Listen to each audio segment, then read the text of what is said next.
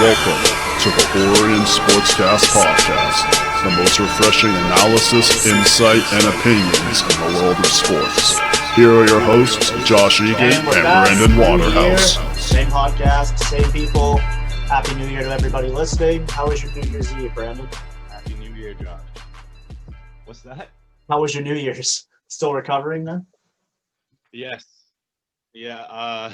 No. It's we've been recovered. It wasn't too heavy. Like at this point, it's not like you don't want to get like inebriated by your lonesome. So you don't want to get too out of it. But that's just me. I know you live in a different situation. So how was your night? Well, we discovered that the champagne wasn't resealable, so I had to finish that. And then that was Josh also was trying to call me at 3 a.m. I was just trying to wake up. Well, I wanted to mad at me, so I wanted to record an episode at 3 a.m.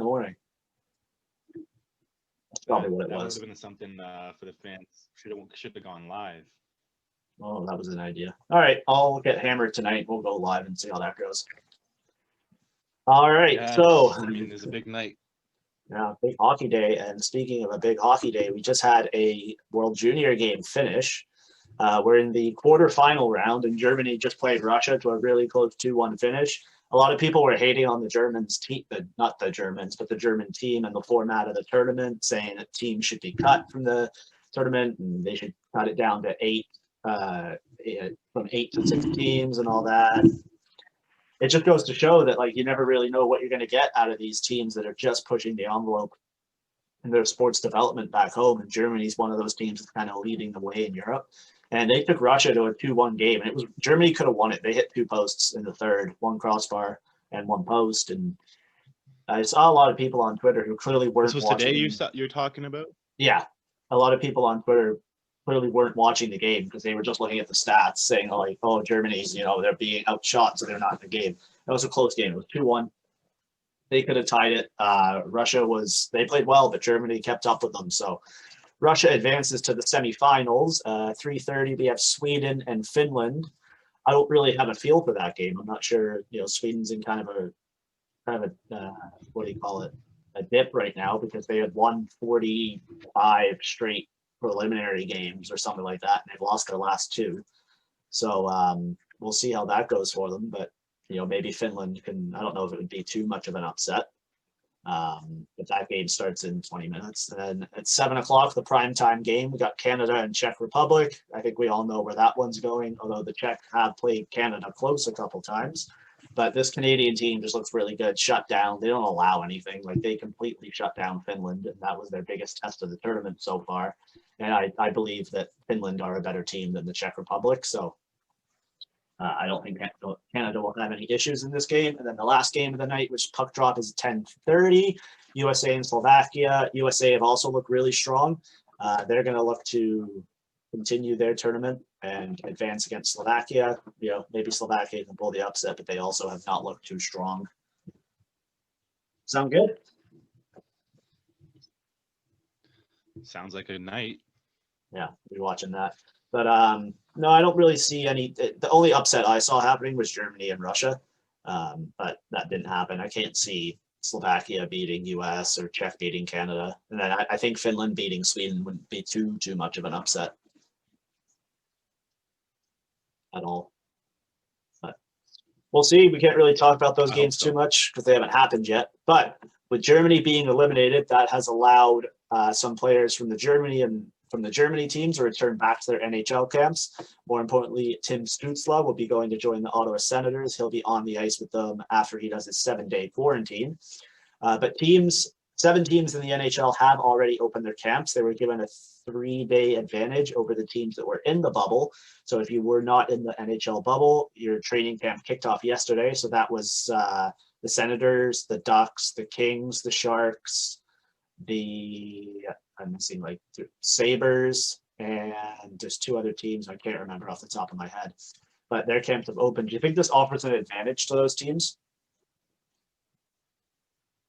Yeah, I believe so.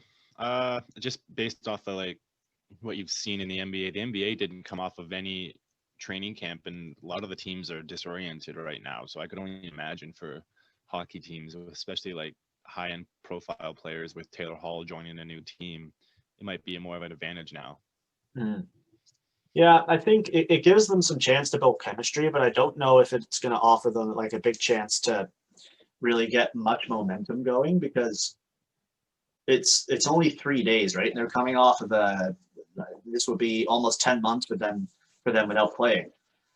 So I don't know how much of an advantage it is going to give them just 3 games. Like I've seen some opinions saying that they're going to be flying out of the gate. They might be for the first 2 or 3 games, but then the other teams are going to just catch up. So, and at the end of the day, these players have been training individually anyway since they've been eliminated. So, if anything, it's just going to offer 3 extra days of like unit work and power play work and building chemistry with the team. So, be interesting to see though. But it's exciting to see these teams are back on the ice and we're seeing some storylines come out. 100%. And then the rest of the camps open tomorrow, so the Leafs will open their camp along with everybody else. I read an article on The Athletic today that was kind of teeing up the Leafs training camp, and they were offering some insight into some camp battles. So like saying like, oh, where's Joe Thornton going to fit in? Is Wayne Simmons going to be 3rd line, 4th line, stuff like that. So it should be really cool to see these stories unwrap as we get further into training camp. And then eventually when that puck drops on January 13th, which is 12 days away, 11 days away, 12 days, 11 days away, it'll be exciting. I'm ready for it. And it's nice. It's fast, right? Like we usually get training camp for 2-3 weeks and then they play 9 preseason games, which is way too much. But this is just 10-day training camp and let's go, which I think I'm going to prefer. We don't have any of that like, oh, he only had 3 shots in a preseason game. This is going to be much, much better. You excited about some outdoor games too? Yeah, I got some. You might know more about this. I don't know how much has been released, but are they going to be playing on a lake? Because at that Lake Tahoe or Toho or something. Isn't that so is that a lake or is that a place? Well, that's what I'm wondering. Like, are they get to just play on? I can't see them playing on a lake because they're going to need. This isn't Orion geography by any means. So Yeah, I don't know. It'll be interesting if they play on a lake. It'll be kind of weird. I don't know. I think they could probably pull it off. Like they have the technology to do it, but I think they're going to build an arena kind of next to the rink. Because I think they want that like mountain background in the snowy mountains. But no, if they do play on the lake, it'll be interesting to see how they keep the ice ready for the game because we both skated on lake ice before, and it's definitely not NHL quality. I guess it is going to be on a lake. Huh. That'll be interesting to see how they set that up. They're thinking about what were the teams involved. It was Boston, Las Vegas. Oh, what were the 2 other teams? It was Boston, Las Vegas, Chicago, and Pittsburgh, I believe. Yeah, I think so. Yeah, that's what it was. But no, so look for that. The NHL, they want to do kind of like a 2-day event for it because they can't have fans there. But yeah, we'll see. So it says here the outdoor games will be on the shores of Lake Tahoe. Oh, well, not on the lake. That's what I was about to say. It's just kind of like the background. Yeah, I think they should play on the lake. That'd be fun. That'd be interesting. Stanley Cup final on the lake. No, Like not Ontario. yeah, no consistency whatsoever in the ice, but that'd be cool to see. Yeah, not too much coming out of the NHL, but as stuff starts to get going, we'll be sure to update it. I'm sure we'll have more on the World Juniors in our next episode because it probably would have been wrapped up by then. If not, we'll be going into the final. And the final week of the NFL is coming up, and there are still some teams looking for a playoff spot. So a lot of teams do have it locked down, but Washington, Dallas, the Giants, the Rams, the Bears, Cardinals, Titans, Dolphins, Ravens, Browns, and the Colts are all still looking to secure a playoff spot. So that's a lot of teams in the hunt for the playoffs and not a lot of spots left. So it's going to be an exciting weekend of football. If you want your Giants to make it, they're eliminated from the playoffs if they lose or if Washington wins. So if Washington wins, they're out. If Washington loses, they have to win. So it'll be interesting to see. And they're playing the Cowboys, who need to win and have Washington lose. So a lot of teams are depending on Washington here. Everyone's playing their division, so it's well, at least I know my division is like the Yeah. East is all playing each other. Right. A couple other teams in the hunt here. The Rams, they're playing the Packers. If they lose and the Cardinals win, then they're out. And who else do we have here? The Dolphins. That's the one I wanted to get to.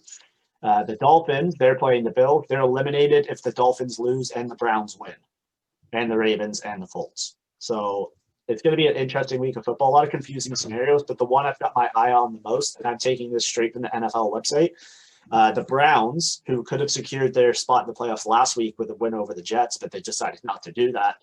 They're playing the Steelers, so that's going to be a really, really good game.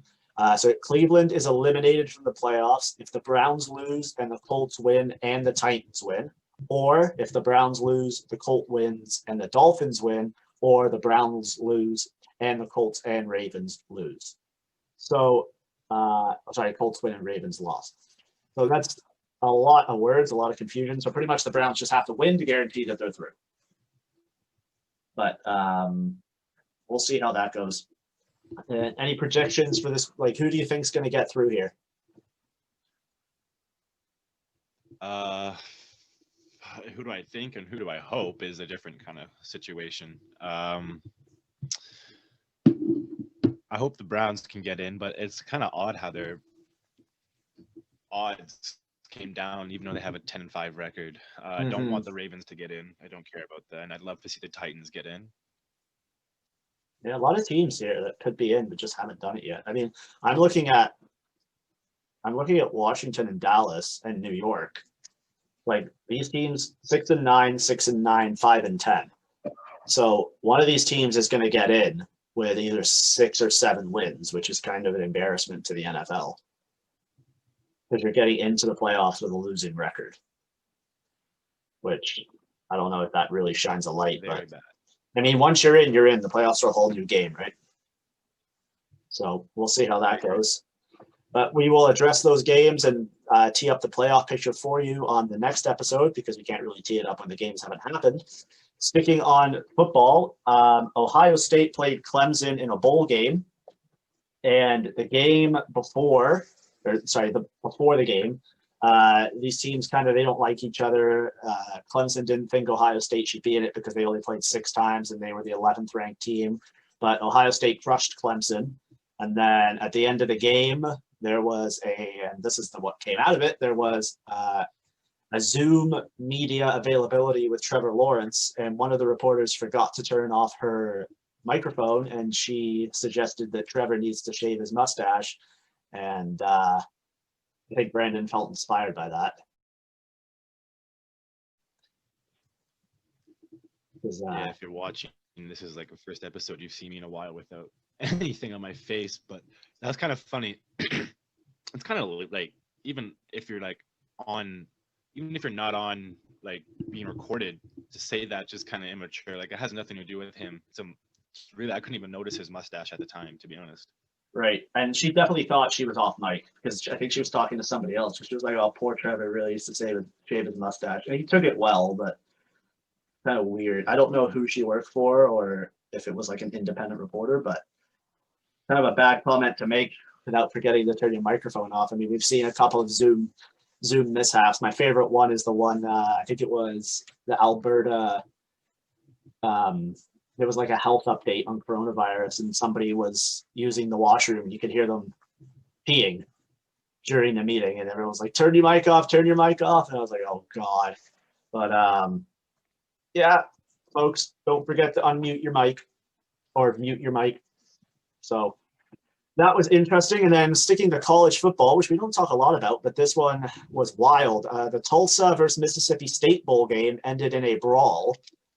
There was heat before the game. Players were talking trash before the game. One of the teams came out, they all had their shirts off for some reason, and they were talking shit with everyone else.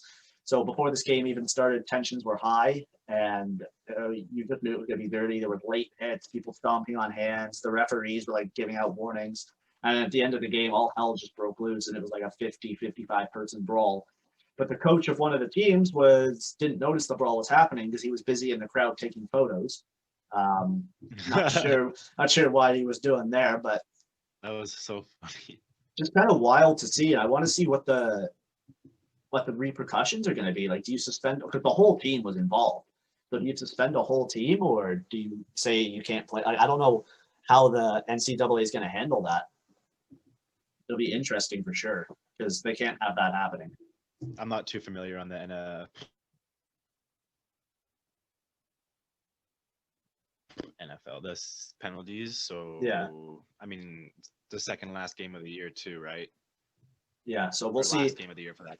For the lose, yeah, we'll see what happens there. But we're kind of flying through everything, so we're going to finish the episode with some 2021 predictions. So just talk to me about some NBA here, and then we'll get to the 2021 predictions. Okay, sounds good. Last night, I guess today's Saturday, so last night on a Friday, the NBA had a little bit of action. The Pistons finally win over the Celtics by 3. The Hawks proved to be like really creative and dominant against the Nets, like the KD Nets and the Kyrie Nets. Trae Young and John Collins kind of made a highlight with a backboard off the, oh my God, with an alley-oop off the backboard last night, which was pretty sick. It's kind of unexpected though, because they're a young team. Maybe the progression comes later in the season, but they're beating like what I think is one of the best teams in the league right now pretty easily. The Lakers win against the Spurs, and in the week, Becky Hammond also came up in the news that we haven't covered, I don't think, yet, because Greg Popovich got ejected from a game, and then she was appointed to step in, right, and became the first female NBA coach to take over a game for a team. So that was a huge moment in sports history. Of course, we're all for that. And I liked his comments after the game too, saying like, we didn't hire her to make history, we hired her because she's qualified and all that. And he went on to say like she could totally run a team, and I thought it was good comments by him. Like, he said he didn't really think much of it. No, and I hope that she gets like a full game to come soon, because that would be I think something that we'd love to see. The Suns beat the Nuggets, and the Suns keep on improving season. They're actually Chris Paul and the Suns are now 5-1, and the Jamal Murray Nuggets are 1-4. So speaking of bad records, the Raptors play tonight. I get 7:30 against the Pelicans. They've already lost the Pelicans on opening night, so I'm pretty speculative. Whatever. Steph Curry and the Warriors keep losing. It's not really a good look right now, especially with the Kelly Oubre edition. I watched last night's game, and I think not only am I looking at it, but the reporters are saying over the first 3 or 4 games, Kelly Oubre from 3-point is like 1 for 30. I don't even know how to describe it. It's really ugly, and his bricks are loud. If you're watching the game, they're really not pretty shots. Clippers are to 4-2 now, which is interesting. They got blown out, and you think they lost a couple more, but the Heat lost to the Mavericks. The Heat haven't looked too strong this year either. But do you think do you think the Heat are tired from being in the bubble so long, or just? Yeah, I think not only are the Heat tired, I think Jimmy Butler is not the same as he was in the playoffs, because it's a mentality. It was situational too. Like, he and the team were going super strong, and then he found this super within himself energy, and then now it's like he didn't win. He was so close, and you can see it in his play now. He's giving the ball away. He looks tired. He's coming off, and I don't even think the Heat are top 6 at this point if they keep up this play. Just it's almost like it's a whole different energy, and it's not because the players are any bad or any poor. It's just I think Jimmy carried them through that, and now Jimmy has no motivation. Maybe it'll kick up throughout the year. I'm not saying that that's a prediction with any integrity, but like right now it doesn't look too pretty. Especially with the Raptors, it doesn't look too pretty. Yeah, Raptors are struggling. And in Toronto, it's all about, speculation about trade rumors, especially if things go poorly. But maybe after 10 games, if it's pretty bad, I'd be calling for something. But I'm not going to sit here and make a huge speculation on the Raptors lineup. Well, they got a big battle within as well, right? Because they're not at home. I mean, as much as people want to say. It's a whole different season for them as well. Yeah, it's kind of a shame. What did you think of them sitting Siakam for disciplinary reasons? Yeah, it was for me and you. It was kind of like we didn't know. I didn't know what happened right away. And the first thing we talked about was trade rumors, which was obviously what we talk what is unfortunately goes through the internet, the media's mind, right? Is the most savviest thing that could happen, I guess, a trade. So I mean, it turned besides out he actually fouled out the night or the other game before that, like 6 fouls or whatever you do, foul out, and then there was still 20 or something seconds left on the game clock, and he decided to walk out by himself, kind of away from the team. I mean, it is what it is. It's immature on any level of sport, really. He got sacked for a whole game. They won, but everyone thought it was something else until people kind of realized. But even, I was going to say Dwayne Casey. Nick Nurse himself didn't comment too much further on it, which was interesting. Huh. Well, I guess that means I guess they're trying to send him a message, and they were trying to take the nice approach before the season started. But I guess, sometimes actions speak louder than words. So he'll see that this action that Nick Nurse has taken to sit him for a game, maybe he can respond and show him why he shouldn't be sacked. So I assume he's playing tonight, so we'll see how that goes. The Raptors. Sorry? Yeah, I assume he's playing as well. Yeah, I don't see why he would be. I don't know right now, but I imagine he's playing right. Yeah. But 2 games is a little bit extensive, especially if you're paying him this much money. Yeah, for sure. Okay, any more NBA news? Nah, not really news, but I guess we're going to move right along. Great. So it's a new year, new sports storylines coming in, and we like doing our top 5s here. So this won't necessarily be like a top favorite 5, but it's going to be 5 predictions each. So I'll do 5, Brandon will do 5 of things or storylines or events that will happen in the world of sports in 2021. So I guess we'll just go back and forth. Do you want to kick us off? Yeah, we can go back and forth. I'll start. Yeah. I had this prediction. It's not necessarily like the easiest or most outright, but I had this prediction before I even knew predictions were going to be a thing on our show, which was within my one basketball friend group. I had Cade Cunningham going first overall in the NBA draft. I think I might have even told you that actually. Yeah, way back when I said, this kid, a couple months ago, I was like, this kid, Oklahoma State, really good. And I'm going to stick with that. There's a lot of other players that could go 1, I think, too, which is good as to why I'm sticking with him. I mean, it sucks that we saw LaMelo not go first when I thought he would go first, just because, when it gets down to it, it's a lottery, and a team might not even need a point guard like Cade. But I just think if it comes down to the best player in the draft right now, this guy is like, I've seen he's vegan and he's does a lot for the community, and so he's a really mature individual already, and he balls. He's got hoops, hops, all that stuff right now. It's a pretty stable prediction. I hope that the fact that I called it a couple weeks ago and today is one of my best predictions of the year. Let's imagine. There you go. I went my top 5. I went kind of like fun ones that personally I want to happen, but won't necessarily will happen. So my number 5, or my first one I'm presenting, I guess, is that Tiger Woods will finish top 3 at a major this year. I just think he's not quite done yet. I think we can see him making a push for a major win this year. I don't know which major it'll be. Maybe we'll see him at Augusta in April, finish top 3. But I have Tiger Woods finishing top 3 in a major this year. I like that. Good one. It's fun. We all want to see it, right? It's entertaining when Tiger's in the hunt. I got another golf one for you. All right, let's see it. This one comes off the top of my head. I've just been listening to trying to catch up on a little bit of golf, but this guy individually, not going to be a major win by any means, but I think because he's still young and has a lot to prove on his world golf ranking, this guy was someone who inspired me way back when, and I thought he was an all-star then, and he's still young now, but he's a really good golfer. I think he's a former number 1 overall, but Jordan Spieth will get a tournament win on the PGA this year. There you go. Regardless of major or not. I'm not going to say it's a major. I think that he'll just come back off of something. I think he's recently changed swing coaches, I heard, from notorious Butch Harmon, who's done, everyone throughout the whole history of PGA. So I think something was going on, and he got stuck in a bad place, I hear, for a long time. Yeah, I just don't think he was focused. It didn't look like he was enjoying the game anymore. Golf is. But I think that he could do something here. Yeah. This year. Like golf is 90% mental, right? Like we got to be in the right headspace and be able to play and build confidence. So that he needs a rebound year for sure. Yes, sir. All right, I got we all know in the NHL 2021 it's an expansion year for Seattle. And the last time we had an expansion, the Vegas Golden Knights, they were really successful in their draft. I'm going to go the opposite way with the Kraken here, and I don't think their expansion draft will go as well as Vegas's did, and they'll end up with a pretty terrible team. So my prediction for 22-1 is the Kraken will not be a failure, but their draft will not be as successful as Vegas's was.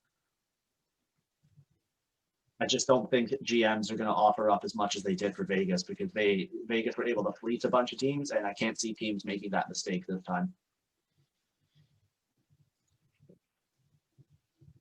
What's yours? All right. I got a baseball prediction for you. If there's a good season, I think that the Blue Jays get into the playoffs. Oh. I don't know if it's I don't know what the length of the season is right now, and I don't know what position, but I think the Jays have something coming, and maybe even not just something coming within the Jays right now, but I think that they're developing chemistry that wise. But I think that they could also have a free agent coming as well, regardless of who it is. I hope that someone takes a chance on the Blue Jays and sees something in the young guns, Bo and Vladdy, because I think they had a good ending to the last year. And it's not like I'm sitting here for fun. I'm a Canadian sports fan. I think that's a good prediction. I have the Jays doing something maybe. Yeah. Mine is, I'll go with football. Not saying they're going to run the division, but yeah, no, I don't think they will either. But we got football coming in to an end soon, so my prediction we'll be able to see the result end of February. But mine is the Buffalo Bills will play in the Super Bowl. Not necessarily win it, but I think they'll play in it. And I think this is probably one of my stronger predictions because they're a top 3 team in the NFL right now, and their path to the Super Bowl is pretty wide open. So I can see that coming true. Huh. Interesting. And I hope they do it personally. But you never know in football, right? Especially with that playoff format being one and done. What's your next one?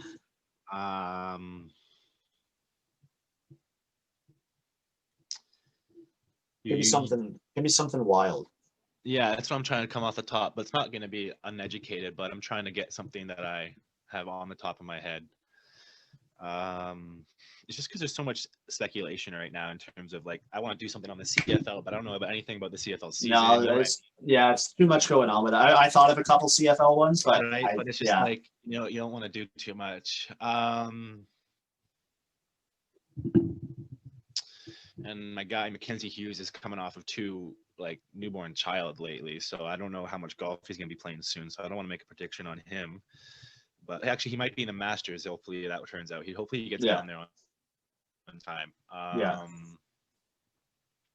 I got one to do with the Canadian with hockey. So the final 4 this year, it's going to be based off seeding, not conference. So you could have after the seeding's done, you could end up with the Stanley Cup final of 2 teams from the same conference.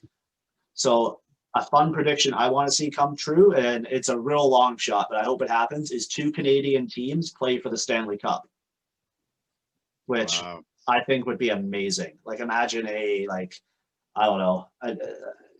Toronto Edmonton Stanley Cup final. That would be unreal.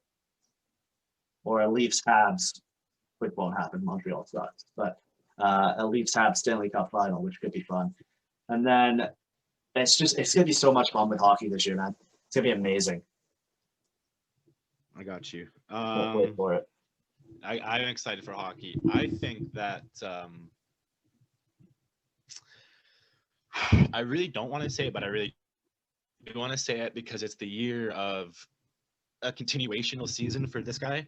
Yeah. And so I just hope that it gets taken care of. Hopefully the NBA, they're playing 72 games, so it's still enough seasons to find someone tradable, but I think Paul George deserves a trade out of the Clippers based off of his continuation off of his PG 13% name from the bubble. He has come up short in almost every game this year but one, and when Kawhi was out, it's early, but this is prediction, it's really whatever. He's just signed a deal. I mean, it's really doubtful he'll get traded, but if they can get if his overall play comes completely off of like it's just been on a complete decline. Yeah. It's an it's really stupid because of how expensive he is, but it's not if you think about the fact that Kawhi has say over this, and Kawhi might not want. If Kawhi wanted PG, he also has a say not to want PG, and I just think that Kawhi is, he doesn't have much patience these days. You heard his comments on, Serge Ibaka elbowing him in the face. He's like, we don't talk about that. Serge is on the trading block. So it's obviously a joke and it's funny games, but I don't think that it's funny games when, you pay Paul George this much to be this big of a disappointment. And I think the Clippers made a lot of disappointing moves this offseason, like Luke Kennard. He's an expensive player that they just signed for no goddamn reason. And Nicholas Batum, I've never heard of him before, so I really can't. They're 4-2 and they haven't blown me away. Just I watched for Kawhi, and the mask Kawhi right now is kind of got me super glued to the screen, and he wins them some games. They lost last night, but I just don't think that they're a winnable team with an inconsistent Paul George. Right. My last prediction is Austin Matthews will win the Rocket Richard Award. I think he's going to have an unreal season. He's going to be able to pick apart less talented teams. He's going to be playing the Habs 10 times, the Sens 9 times. There's going to be a bunch of opportunities for him to go on a roll here, especially in games where it's a triple header or a double header. So it's going to be a lot of fun to watch him. And I think he's going to end up with like 40 plus goals, to be honest. He's going to tear these teams apart. He's got a stronger cast around him now, and I can see Austin Matthews just lighting up the Canadian division this year and carrying the teams deep into the playoffs. So I hope that happens. It'd be nice to see some hardware come this way in Toronto. I mean, we ultimately want the Stanley Cup, but if Matthews can bring home the Rocket Richard, that would be awesome. I love that. I like that. You got any more? Yeah, I got one more for you. I'm just trying to find it real quick. It's not that I'm looking for someone's thing. It's just the players involved. Give me a minute here. All right. While you find it, I'll make an announcement that our next episode, we will have Digit Murphy, who is the head coach of the Toronto Six, on. And then the following episode on Thursday, which we'll probably release it Friday, we're going to have Alyssa Turner, who does the social and digital for the Toronto Six and the Riveters. So I look forward to those. I'm really excited for these interviews. We're going to get some great insight into the NWHL and women hockey in general. And we're really pushing forward here with this NWHL bubble. So hopefully we can get some more, NWHL personalities on, be it players, coaches, front office, behind the scenes staff. If you want to come on and reach out, let's do it. We know some of you are watching. So all right, let's hear that last prediction. I had one involved, but I'm just doing the big gambles. It's not because I don't love the guy on where he is right now. It's an NHL trade prediction. I know that the season's really shortened, but let me predict it. Let me predict your prediction. McDavid traded for Carey Price. All right, I'm glad you didn't get it right because usually I'm pretty predictable. However, this one, he's actually one of my favorite players. I was going to do something about his stats in a comeback season, but I just think if it's slow, he could get traded, and I hope he goes somewhere where he is more of a superstar, because I believe Patrick Laine will get traded from the Winnipeg Jets this year. That's not a prediction. That's a conclusion. It's going to happen. I can see that happening. That's a good one. Good. That's good because he's also coming into a contract situation soon, right? Yeah. So who knows what he's going to think he's worth, and who knows what the Jets are going to value him at, right? Right. I mean, the rest of the league could value him. He has value. He could go to the Coyotes, where they have past players like Clayton Keller. They have a bunch of Barrett Hayton, and they can get it to, and then he can help a young team. So I don't know. That's scary. A power play with Phil Kessel and Patrick Laine on it. That's the thing. I don't know. So it depends on how much I think this season will define how much you think he's worth. Yeah, for sure. Yeah, for sure. For sure. I'm super excited to have Digit Murphy on, by the way. I've been doing my research, and I know she's not probably watching this right now, but when she comes on, I hope she is